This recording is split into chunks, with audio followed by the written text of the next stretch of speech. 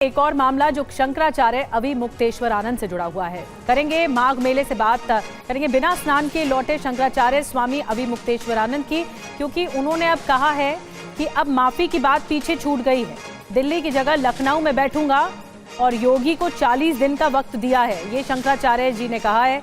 माघ मेले से चला आया अब वो मुद्दा है ही नहीं, ये शंकराचार्य की तरफ से कहा गया है कि अब दिल्ली नहीं लखनऊ बैठूंगा और माफी से बात आगे बढ़ चुकी है, माफी की बात तो पीछे छूट गई है।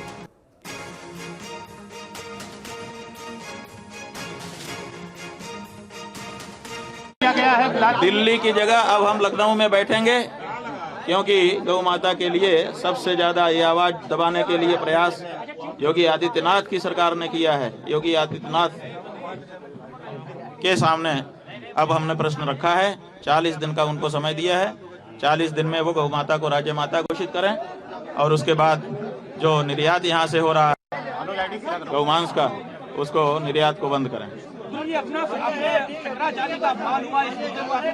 भाई अब अगले माघ तक के लिए वो छूटा है, अगले माघ में वो मुद्दा पहले दिन से उठ जाएगा।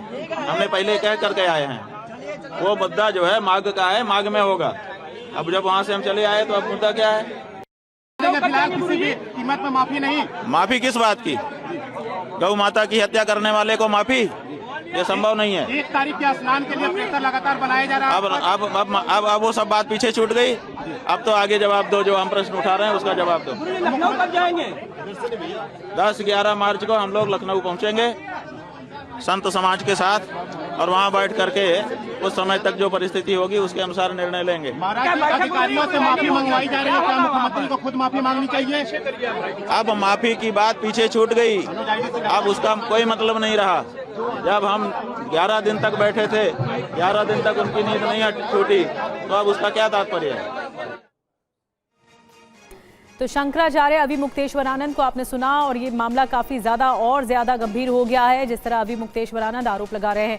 अभिजीत हमारे साथ जुड़ गए। अभिजीत, 40 दिनों की चुनौती दे दी है अब शंकराचार्य ने।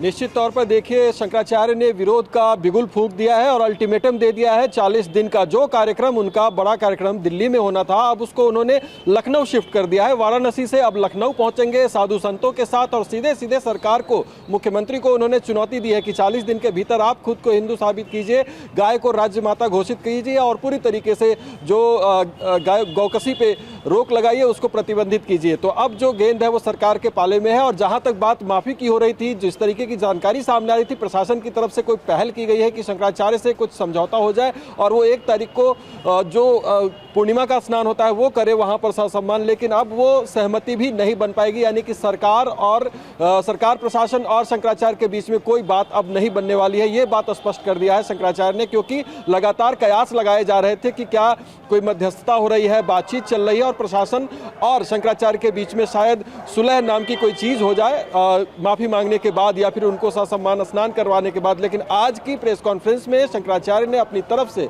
स्पष्ट कर दिया कि अब प्रशासन के पास माफी की कोई गुंजाइश नहीं बचती है, क्योंकि जब वो 11 दिन तक बैठे थे तब ये पहल उनकी तरफ से नहीं की गई, तो अब पहल की कोई गुंजाइश ही नहीं रहती है और बातचीत की भी गुंजाइश नहीं रहती है। अब सीधे सीधे उन्होंने अपनी मांग को सामने रखते हुए सरकार को चुनौती दी है और 40 दिन के बाद वो लखनऊ कूच करेंगे और लखनऊ में ही डेरा डालने वाले हैं, इस तरीके की जानकारी उन्होंने दी है। ठीक है, संत समाज को एकजुट करने की अब कोशिश होगी शंकराचार्य अभी मुक्तेश्वर आनंद की, और योगी सरकार को सीधा अल्टीमेटम 40 दिनों का दे दिया है। बहुत बहुत धन्यवाद अभिजीत, उनकी मांगे क्या है ये बताने के लिए।